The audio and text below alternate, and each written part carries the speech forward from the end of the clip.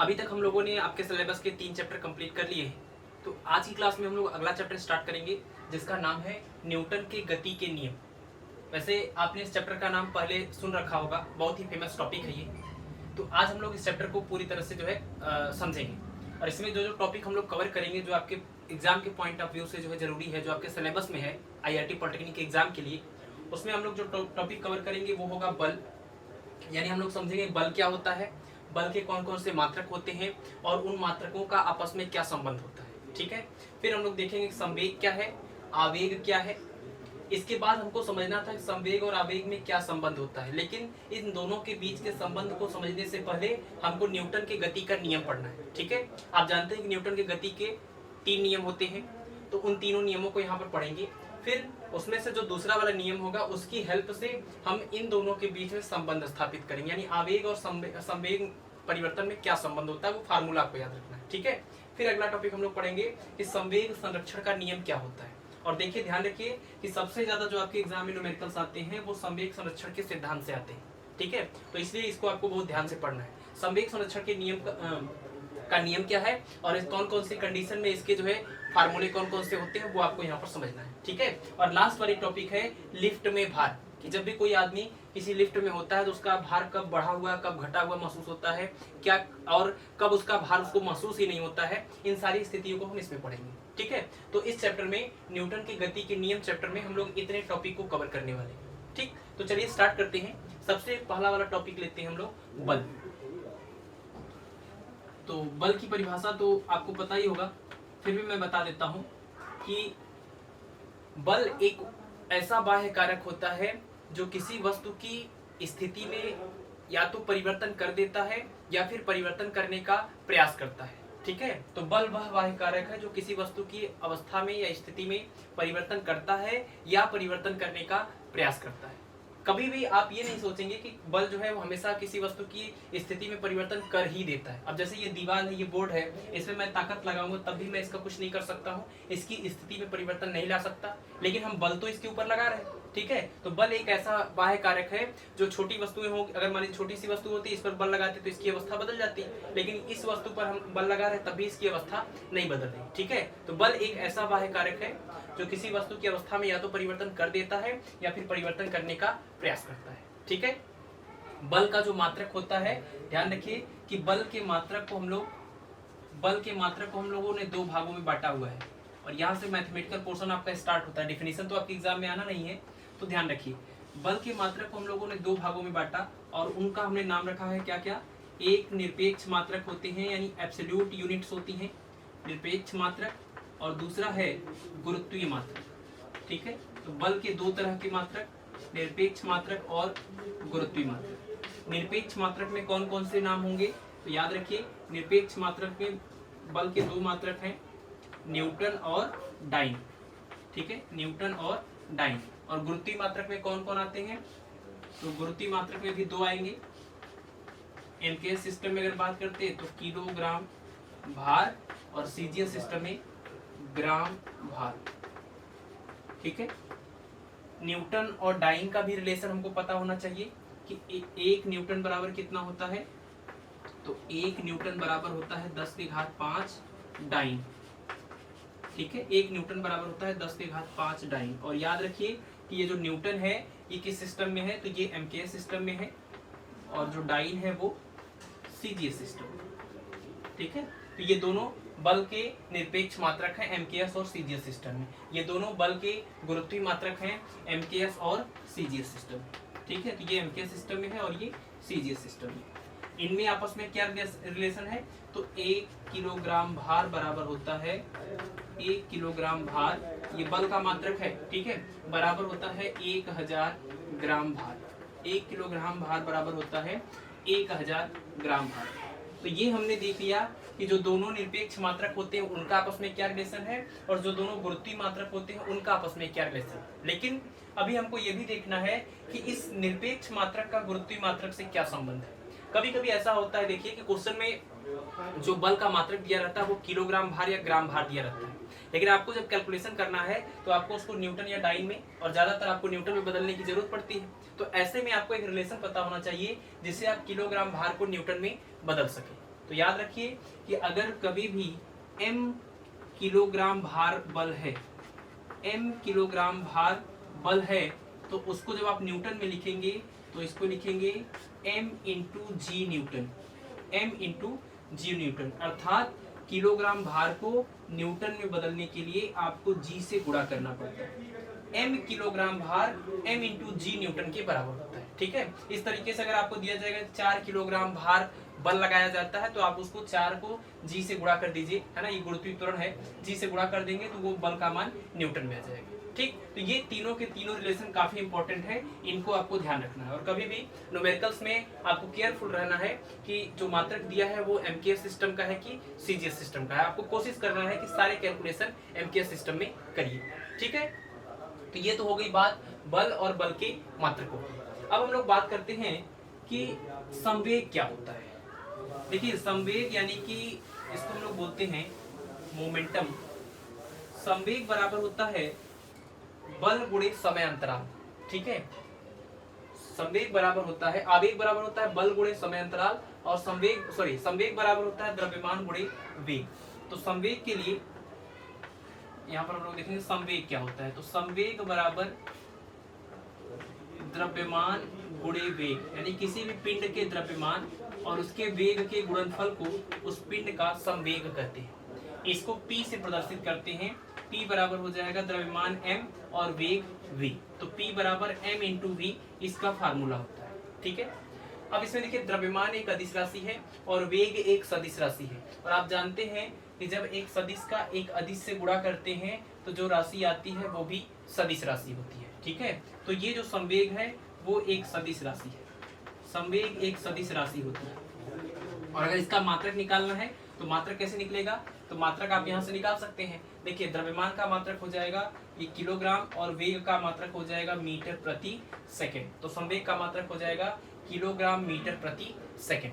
अच्छा, यहाँ से अगर हम मान लीजिए ऊपर नीचे अगर सेकंड से मल्टीप्लाई भी कर दिए होते, एक तो ये मात्रक है, इसके अलावा अगर हम अंश और हर में सेकंड से मल्टीप्लाई कर दें तो देखिए क्या बन जाएगा, किलोग्राम और यहाँ से आ जाएगा मीटर, और ये प्रति सेकंड इंटू सेकंड को सेकंड स्क्वायर लिखा है इंटू सेकंड, और ये जो किलोग्राम मीटर पर सेकंड स्क्वायर है इसी को हम लोग न्यूटन कहते हैं। तो इसका मात्रक क्या हो जाएगा, न्यूटन सेकंड। ठीक है, तो दो मात्रक आप याद रखिए। इस संवेग एक पहली बात तो ये सदिश राशि है और इसका मात्रक किलोग्राम मीटर पर सेकंड या फिर न्यूटन सेकंड होता है। सीजीएस सिस्टम में लिखते हैं तो डाइन सेकंड हो जाता। ठीक, ये तो रही बात संवेग की। अब इसी तरीके से हमको समझना है कि आवेग क्या होता है। आवेग, इसको इम्पल्स कहते हैं। अगर किसी पिंड पर बहुत ही कम समय अंतराल के लिए बहुत ज्यादा बल लगाया जाता है तो उस बल और उस समय अंतराल के गुणनफल को आवेगी बल कहते हैं, या उसी को आवेग भी कहते हैं। तो आवेग बराबर ये फार्मूला होता है, आवेग बराबर पिंड पर लगने वाला बल और गुणे में वो छोटा सा समय अंतराल, जितने समय अंतराल तक ये बल लग रहा है। ठीक है, तो बहुत कम समय अंतराल तक अगर किसी पिंड पर बल लगता है तो उस बल को आवेगी बल कहते हैं, और आवेग निकालने के लिए बल का समय अंतराल से गुणा करना पड़ता है। अब यहाँ से देखिए आवेग को आई से अगर प्रदर्शित करते हैं, इम्पल्स फॉर आई से, और ये बल हो जाएगा F और समय अंतराल को लिख दे रहे हैं डेल्टा T। ठीक है, तो ये एक फार्मूला बन गया, आवेग बराबर बल गुणे समय अंतराल। अगर इसके बारे में हम लोग पता करें कि ये अदिश है कि सदिश है और इसका मात्रक क्या है, तो आपको यहाँ पर देखना पड़ेगा कि देखिए समय अंतराल चूंकि एक अदिश राशि है और बल एक सदिश राशि है, और जब एक सदिश का एक अदिश से गुणा करते हैं, जैसे यहाँ पर संवेग में हमने किया वैसे यहाँ पर भी एक अदिश का एक सदिश से गुणा करेंगे तो जो भौतिक राशि आएगी वो सदिश आएगी। ठीक है, तो ये एक सदिश राशि है, यानी संवेग भी एक सदिश राशि है और आवेग भी सदिश राशि है। और इसका मात्रक अगर हम लोग निकालें तो मात्रक यहाँ से निकाल सकते हैं। देखिए बल का मात्रक क्या होगा, न्यूटन, और समय का मात्रक सेकंड, तो इसका भी मात्रक हो जाएगा न्यूटन सेकंड। देखिए आवेग का, संवेग का भी मात्रक मिला था न्यूटन सेकंड, और आवेग का भी मात्रक मिला था न्यूटन सेकंड। तो इससे पता चलता है अगर इनकी मात्रक समान है तो हो सकता है कि ये दोनों बिल्कुल आपस में बराबर।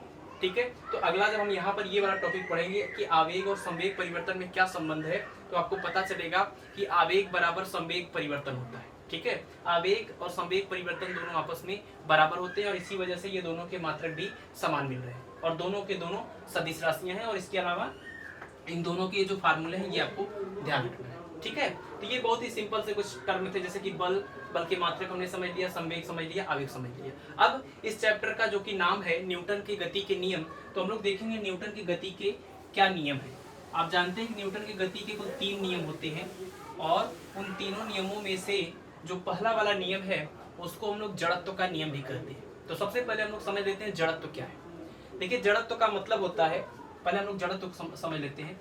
जड़त्व का मतलब होता है कि स्थिति में परिवर्तन का विरोध करना। कोई भी वस्तु अगर वो गति की अवस्था में है और आप जब उसको रोकना चाहेंगे तो वो आपके इस जो आप रोकना चाहते हैं उस चीज का वो विरोध करेगी और गति की अवस्था में ही बने रहना चाहिए। और अगर कोई वस्तु मान लीजिए रुकी हुई है, आप उसको गति में लाना चाहेंगे तो वो उस बल का भी विरोध करेगी और वो विरामावस्था में ही रहना चाहेगी। ठीक है, तो और कोई वस्तु किसी खास दिशा में जा रही है, आप उसको मोड़ना चाहेंगे तो वो ऐसी स्थिति में भी वो इस बल का विरोध करेगी और उसी दिशा में जाते रहना चाहेगी। तो इस चीज को, इस गुण को, कोई भी वस्तु अपनी स्थिति या दिशा में परिवर्तन का जो विरोध करती है, इसी गुण को हम लोग कहते हैं जड़त्व। जड़त्व 3 प्रकार के होते हैं, जैसे विराम का जड़त्व है ना, और गति का जड़त्व और इसी तरह से दिशा का जड़त्व। ठीक है, तो जड़त्व का मतलब हुआ स्थिति में परिवर्तन का विरोध। अब उसी जड़त्व के ही आधार पर ये न्यूटन का पहला नियम बना हुआ है। न्यूटन की गति का जो पहला नियम है, ये हम लोगों का चौथा टॉपिक है, ये न्यूटन के गति के नियम। तो न्यूटन की गति के कुल 3 नियम हैं।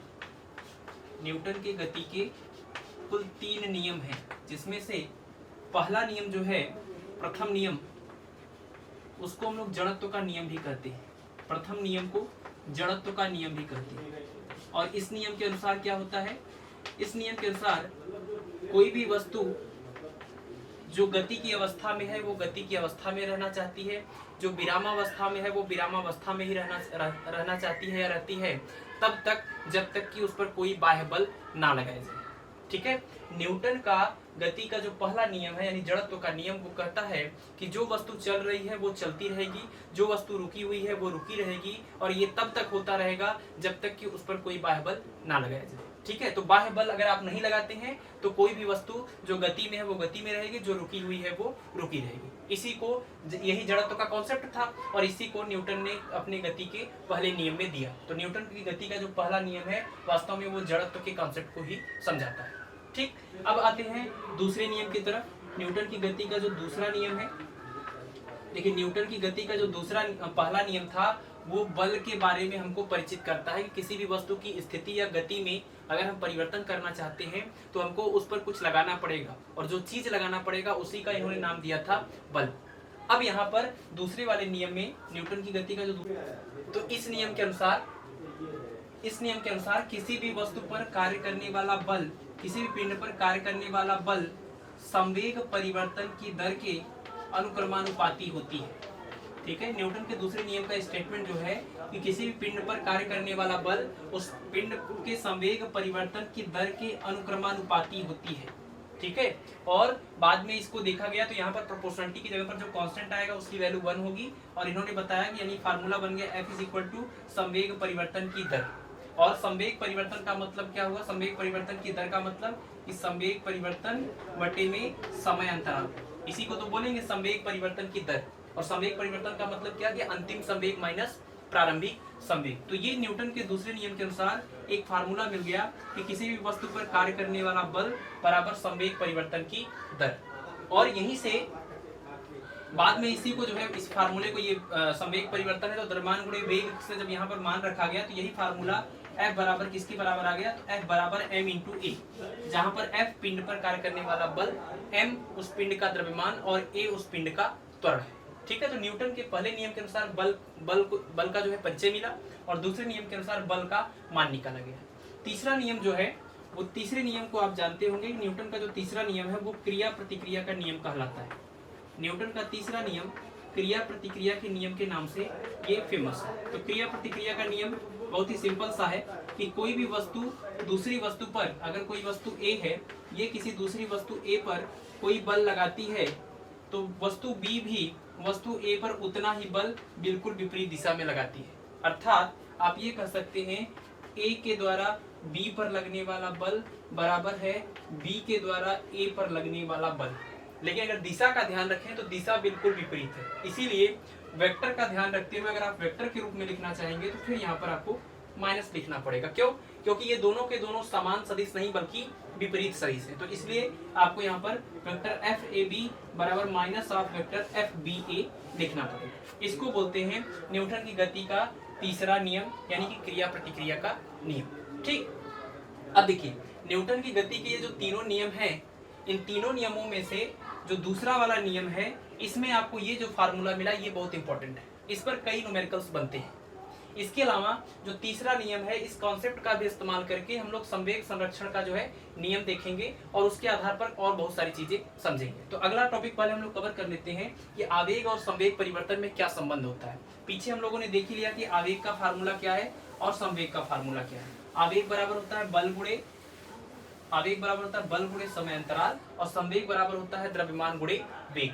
अब हमको देखना है कि संवेग और आवेग में क्या संबंध है। तो पांचवा टॉपिक है आवेग तथा संवेग में संबंध। आवेग तथा संवेग में संबंध या संवेग परिवर्तन में संबंध। आवेग तथा संवेग परिवर्तन में संबंध। देखिए सबसे पहले इन दोनों का फार्मूला लिखते हैं कि इनका फार्मूला क्या है। तो आवेग P बराबर होता है संवेग P बराबर होता है द्रव्यमान गुणे वेग। फिर आपने पढ़ा कि आवेग बराबर होता है बल गुणे समय अंतराल। ठीक, और न्यूटन की गति का जो दूसरा नियम आपने पढ़ा उसमें था बल बराबर क्या, संवेग परिवर्तन की दर। ठीक है, तो यहाँ से जरा देखिए, अगर हम तिर्यक गुणा कर दें इसी का, ये न्यूटन की गति का जो दूसरा नियम है उसी फार्मूले में अगर तिर्यक गुणा कर दें तो आपको मिलेगा डेल्टा P बराबर कितना, F इंटू डेल्टा टी। और F इंटू डेल्टा टी को ही हम लोग क्या बोलते हैं, इसी को बोलते हैं आवेग। और ये क्या है, ये है संवेग परिवर्तन। ठीक है, तो इसका मतलब आपको मिलेगा डेल्टा P बराबर I। डेल्टा P बराबर I का मतलब आप कह सकते हैं कि आवेग बराबर किसके, तो आवेग बराबर संवेग परिवर्तन।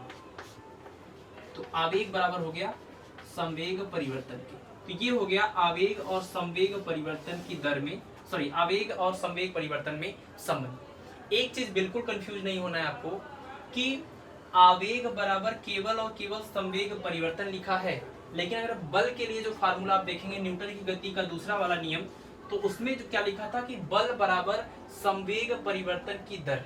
ठीक है, तो जो संवेग परिवर्तन है वो आवेग के बराबर है, लेकिन संवेग परिवर्तन की जो दर है वो बल के बराबर है। ठीक है, और दर कैसे निकलता है, इसी में समय अंतराल से भाग करने पर। तो अगर इसके दोनों पक्षों में समय अंतराल से भाग कर दे तो ये जो मान होगा वो बल के बराबर हो जाएगा। ठीक, चलिए ये पांचवा वाला टॉपिक पढ़ने के बाद अब हम लोग देखेंगे संवेग संरक्षण का नियम क्या होता है।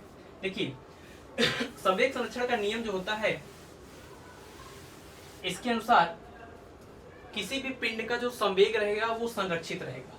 ठीक है, लेकिन ये संरक्षित कब रहेगा, तो ये संरक्षित तब रहेगा जब उस पिंड पर कोई बाह्य बल ना लगे। क्योंकि हमने न्यूटन की गति का जो दूसरा वाला नियम हमने पढ़ा है, जिसके अनुसार किसी भी पिंड पर लगने वाला जो बल है वो संवेग परिवर्तन की दर के बराबर है। अगर हम ये कह दें कि यदि किसी पिंड पर लगने वाला जो बाह्य बल है F का मान 0, तो यहाँ से आपको क्या मिलेगा, डेल्टा P अपान डेल्टा T बराबर 0। तिर्यक गुणा कर देंगे तो डेल्टा P का मान कितना हो जाएगा, 0। और डेल्टा P क्या है, संवेग परिवर्तन। तो यहाँ से संवेग परिवर्तन को अगर लिखे तो P2 माइनस P1, यानी अंतिम संवेग माइनस प्रारंभिक संवेग, और ये किसके बराबर, 0 के बराबर। पक्षांतर कर देंगे तो क्या मिल जाएगा, P1 बराबर P2।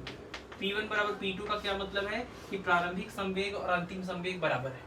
ठीक है, तो ध्यान रखिए कि अगर किसी पिंड पर कोई बाह्य बल ना लगे तो उस पिंड का संवेग अपरिवर्तित रहता है या नियत रहता है। इसे ही संवेग संरक्षण का नियम कहते हैं। जैसे रॉकेट जब लॉन्च होता है, नीचे से ऊपर की तरफ जाता है, तो जितना उसका नीचे की तरफ संवेग रहता है, बिल्कुल क्रिया प्रतिक्रिया नियम के अनुसार उतना ही विपरीत दिशा में भी संवेग रहता है। ठीक है, इसी प्रकार जब बंदूक से गोली चलाई जाती है तो गोली का जितना आगे की तरफ संवेग होता है, उस बंदूक का उतना पीछे की तरफ भी संवेग होता है। तो चलिए देखते हैं कि संवेग संरक्षण के कौन कौन से एग्जाम्पल हैं या कैसे कैसे इसके फार्मूले बनते हैं। तो मान लीजिए कि अगर कोई दो पिंड हों, इसी संवेग संरक्षण के नियम में हम लोग पढ़ रहे हैं, इसके कुछ केसेस देख रहे हैं जिससे कुछ फार्मूले बनते हैं और उससे न्यूमेरिकल आते हैं। ठीक है, तो मान लीजिए कि अगर आपके यहाँ पर कोई दो पिंड है, ये दो पिंड है और ये दोनों एक ही दिशा में चल रहे हैं। इसका द्रव्यमान है m1, इसका द्रव्यमान है m2। ठीक है, और ये u1 वेग से, u1 प्रारंभिक वेग है और इसका u2, ये दोनों चल रहे थे। और थोड़ी देर बाद ये दोनों आपस में जब टकरा गए तो टकराने के बाद क्या हुआ, मान ले रहे हैं कि इस पहले वाले पिंड का वेग हो गया v1 और दूसरे वाले पिंड का वेग हो गया v2। और द्रव्यमान इसका अभी भी वही है m1 और इसका द्रव्यमान m2। ठीक है, तो ये वाला जो दृश्य है वो टक्कर से पहले का है और ये वाला जो दृश्य है वो दोनों के आपस में टकराने के बाद का है। तो संवेग संरक्षण का नियम कहता है कि टक्कर से पहले जो संवेग होगा टक्कर के बाद भी उतना ही संवेग होगा। तो टक्कर से पहले कुल संवेग कितना होगा, तो टक्कर से पहले कुल संवेग का मतलब इस पहले वाले पिंड का संवेग और प्लस दूसरे वाले पिंड का संवेग। इसी तरह से टक्कर के बाद का अगर संवेग निकालना है तो पहले पिंड का संवेग प्लस दूसरे पिंड का संवेग। तो यहाँ पर लिखेंगे संवेग बराबर क्या होता है, द्रव्यमान गुणे वेग। तो टक्कर से पहले संवेग m1 u1 plus m2 u2 और बराबर टक्कर के बाद निकालेंगे तो आएगा m1 v1 plus m2 v2। ठीक है, तो ये हो गया संवेग संरक्षण के नियम के अनुसार फार्मूला। तो जब भी कभी दो पिंड टकराते हैं आपस में तो संवेग संरक्षण के अनुसार आप लिख सकते हैं टक्कर से पहले कुल संवेग बराबर टक्कर के बाद कुल संवेग, और ये फार्मूला बन जाता है। ठीक है, कई न्यूमेरिकल इस पर बनाए जाते हैं। दूसरी बात ये है, एक और कंडीशन हो सकता है कि अगर मान लीजिए ये दोनों पिंड जब आपस में यहाँ पर टकराए तो टकराने के बाद हो सकता है ये दोनों आपस में चिपक जाए और किसी एक ही वेग v से आगे बढ़ रहे हैं। ठीक है, तो यदि दोनों पिंड चिपक जाएं, यदि दोनों पिंड आपस में चिपक जाएं तो ऐसे केस में कैसे लिखेंगे, आपस में चिपक जाएं तो संवेग संरक्षण के नियम के अनुसार टक्कर से पहले तो कुल संवेग यही होगा, यानी m1 u1 plus m2 u2 बराबर। लेकिन टक्कर के बाद जो कुल संवेग लिखेंगे, क्योंकि ये दोनों आपस में चिपक चुके हैं, तो जो बड़ा पिंड बनेगा इनके चिपकने से उसका जो कुल द्रव्यमान होगा वो इन दोनों के द्रव्यमानों के योगफल के बराबर होगा और दोनों मिलकर एक हो गए हैं तो इनका कोई एक ही वेग होगा और उसको हम बोल रहे हैं v। तो यहाँ से संवेग कितना लिखेंगे, m1 plus m2 into v। ठीक है, तो ये हो जाएगा टक्कर के बाद कुल संवेग बराबर टक्कर से पहले कुल संवेग। ये तब की बात है जब ये दोनों पिंड एक दूसरे से टकराने के बाद यहाँ पर चिपक जाएंगे और दोनों एक ही दिशा में चल रहे थे तब। ठीक है, अगर मान लीजिए हम यही वाला केस ले रहे हैं कि दोनों टकराने के बाद चिपक तो गए लेकिन ये दोनों पिंड एक दूसरे से विपरीत दिशा में आके टकराए हैं, तो जब विपरीत दिशा में आके टकराए होंगे तो इन दोनों के वेग की दिशा अलग अलग होगी। और आप जानते हैं कि वेग एक सदिश राशि है तो दिशा का ध्यान रखना है, अगर दिशा उल्टा हुआ तो फिर माइनस लगाना पड़ेगा। ठीक है, तो अगर दोनों पिंड जो है विपरीत दिशा में आकर एक दूसरे से टकराए और टकराने के बाद चिपक जाएं तो ऐसे केस में आपको इस u2 का मान, अगर इस u1 को प्लस लिया है आपने तो u2 को माइनस लेना पड़ेगा। तो ऐसे में देखिए फार्मूला कैसे बदल जाएगा, ये हो जाएगा m1 u1 minus m2 u2 बराबर m1 plus m2 into v। ठीक है, और यहाँ से अगर हम कॉमन ले लें किसको, अगर v को कॉमन ले लें तो ये आके डिवाइड कर देगा तो v बराबर लिख सकते हैं m1 u1 minus m2 u2 और अपान में हो जाएगा m1 प्लस m2। ठीक है, तो जब दोनों पिंड एक दूसरे से विपरीत दिशा में आके टकराएंगे तो ये फार्मूला होगा, चिपकने के बाद समान दिशा में टकराएंगे और चिपक जाएंगे तो ये फार्मूला होगा, अगर समान दिशा में टकराएंगे और नहीं चिपकेंगे तो उसके लिए ये फार्मूला हो जाएगा। ठीक है, एक और केस आप इसी में देख लीजिए कि अगर बात बंदूक की गोली और बंदूक का हो रहा हो, मान लीजिए कोई बंदूक है और उससे जब गोली निकलती है तो आप जानते हैं कि जिस दिशा में ये बंदूक जाता है उसकी आगे की दिशा में ये गोली जा रहा है, यानी ये गोली अगर आगे बढ़ रहा है तो बंदूक पीछे जा रहा है।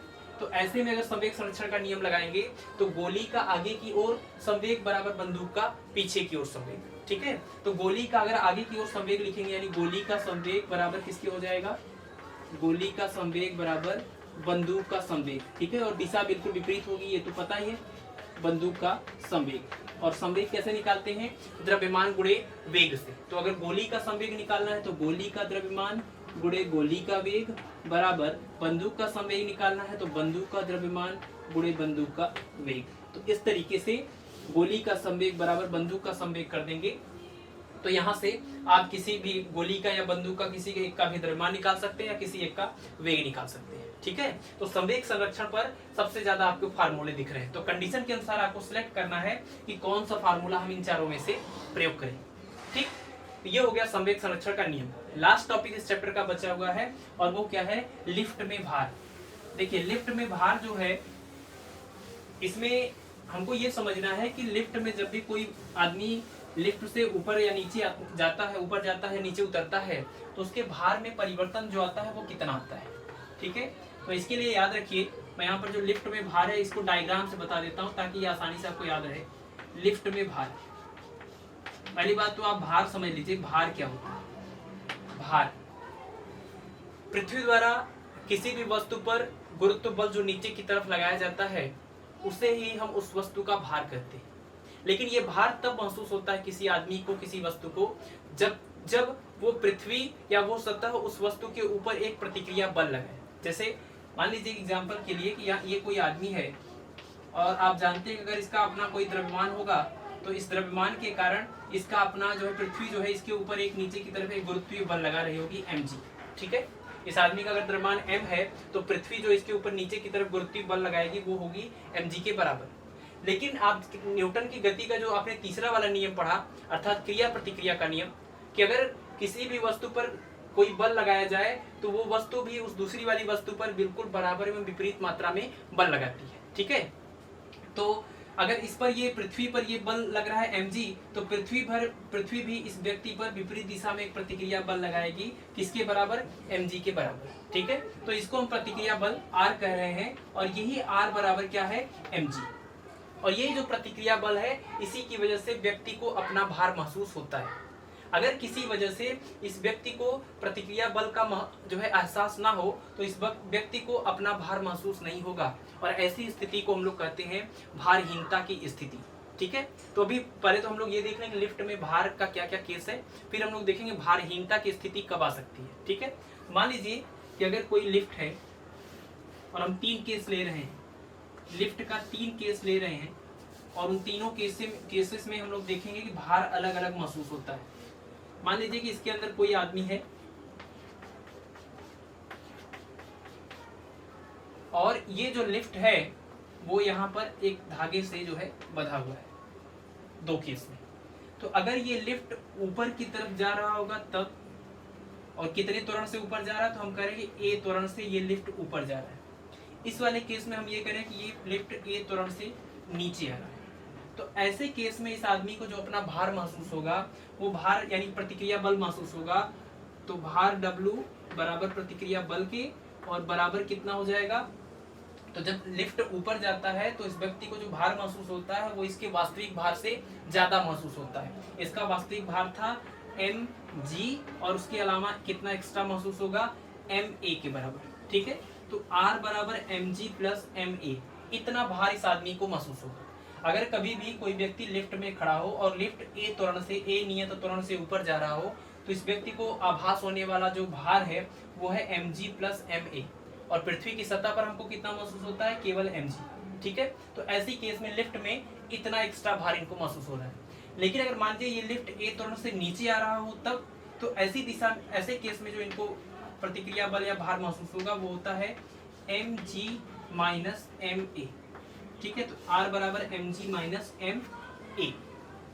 लेकिन इसी वाले केस में आप जरा देखिए कि अगर ये लिफ्ट की डोरी जो है गलती से टूट जाए, अगर ये लिफ्ट की डोरी यहाँ पर टूट गई है, हम मान लें कि ये लिफ्ट की डोरी टूट गई है, तो आप बताइए कि अगर लिफ्ट की डोरी टूट जाएगी तो कोई भी वस्तु जो स्वतंत्र अवस्था में या मुक्त रूप से गिर रही है उसका त्वरण कितना होगा। तो आप जानते हैं कोई भी वस्तु मुक्त रूप से नीचे गिरती है तो वो गुरुत्वीय त्वरण g के अंतर्गत नीचे गिरती है, यानी ऐसे केस में a का मान किसके बराबर हो जाएगा, g के बराबर हो जाएगा। और ये भी नीचे उतरने का केस है और ये भी नीचे उतरने का केस था, बस अंतर इतना है कि इस वाले केस में अब हम a की जगह पर g लिख सकते हैं क्योंकि ये मुक्त रूप से नीचे गिर रही है। ठीक है, तो ऐसे केस में फिर से ये फार्मूला लिखेंगे, r बराबर पहले तो ये mg था माइनस m, यहाँ पर a था और a की जगह पर g लिख सकते हैं, और mg माइनस mg करेंगे तो कितना आ जाएगा, 0। और r बराबर 0 का मतलब क्या हो गया कि भारहीनता की स्थिति, इसी को बोलते हैं हम लोग भारहीनता की स्थिति।